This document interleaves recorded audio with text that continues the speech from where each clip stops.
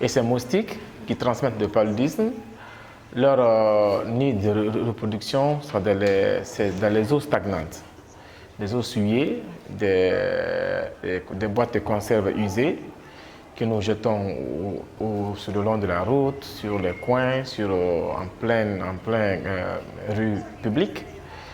Et la saison pluvieuse est un facteur favorisant de leur prolification.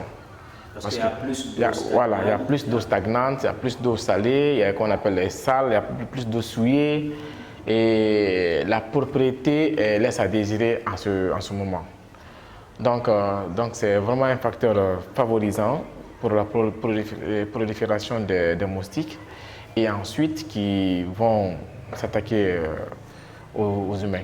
Le paludisme, d'abord, ça se manifeste d'abord par une forte fièvre allant jusqu'à 40 degrés chez certains, alors que la température normale du corps c'est 37,5.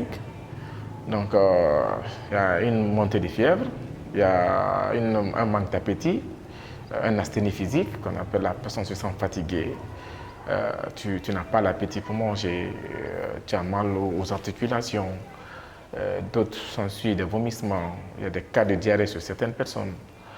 Donc tout ça, ce sont des signes, des symptômes qui doivent nous alerter. Attention, il faut consulter dans un centre de santé pour savoir exactement de quoi je souffre.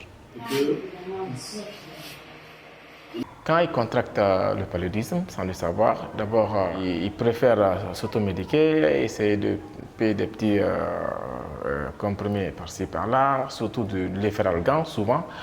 Chaque fois que je demande à un patient, qu'est-ce que vous avez pris pendant votre jour de maladie, il me dit souvent paracétamol, efferalgan, tonique. Maintenant, c'est quand ces molécules-là n'ont aucune efficacité sur leur état de santé, que ça les alerte, attention, il faut que j'aille à l'hôpital.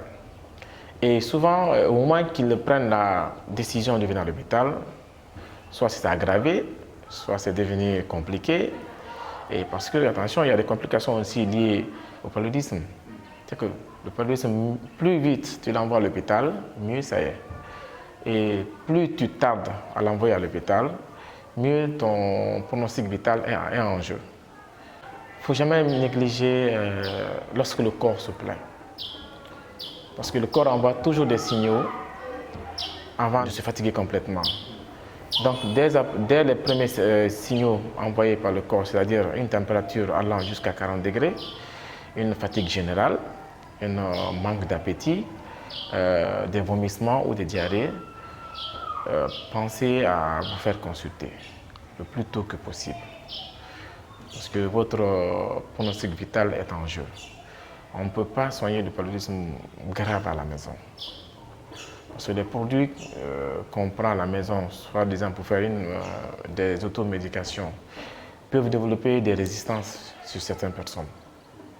Et quand le corps développe des résistances face à un produit, ce produit n'aura plus d'efficacité sur la personne. Généralement, il faut changer de molécule pour pouvoir venir à bout de l'infection. Pour les gestes de prévention du paludisme surtout, c'est d'abord essayer de se débarrasser de toute eau stagnante à l'alentour de chez vous. Puisqu'on est dans un pays tropical, à forte pluviométrie, et où l'hygiène de vie est qu'on appelle à désirer encore soit présent. Donc personnellement, essayez d'avoir une propriété maximum chez soi. Essayez d'éviter les choses stagnantes chez vous, premièrement. Deuxièmement, essayez d'utiliser les anti-moustiques. Souvent, ici, on offre ces anti-moustiques gratuitement aux femmes enceintes ici, surtout aux femmes enceintes. Chaque jeudi, c'est offert gratuitement. Ou bien, essayez d'avoir les produits qu'on appelle les insecticides pour pouvoir pulvériser les maisons avant de se coucher. Et donc, ce sont des mesures de prévention pour le paludisme. Et surtout aussi, il faut éviter la promiscuité.